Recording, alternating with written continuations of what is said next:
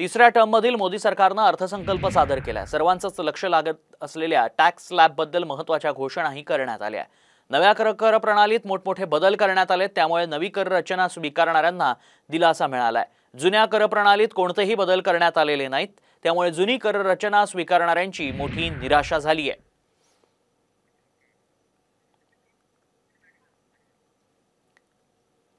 नव्या कर रचनेत मोठे बदल करण्यात आले। जुन्या कर प्रणालीत कोणताही बदल झालेला नाही, त्यामुळेच नवी कर प्रणाली ज्यांनी स्वीकारली आहे त्यांच्यासाठी एक मोठा दिलासा मिळतोय।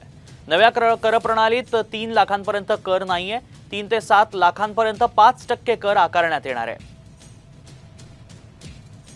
तसंच 7 ते 10 लाखांपर्यंत 10% कर,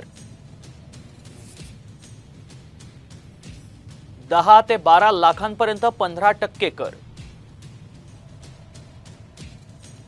12 ते 15 लाखांपर्यंत 20% कर,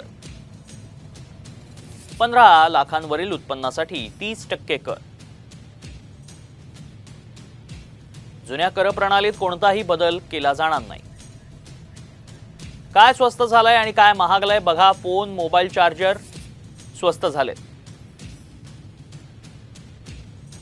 कॅन्सरवरची औषधं आहेत ती स्वस्त झाली आहेत। सोलर पॅनल्स स्वस्त झाली आहेत। सोनं चांदी स्वस्त झालंय। लिथियम बॅटरीज स्वस्त झाल्यात। चामड्याच्या वस्तू देखील स्वस्त झाल्या।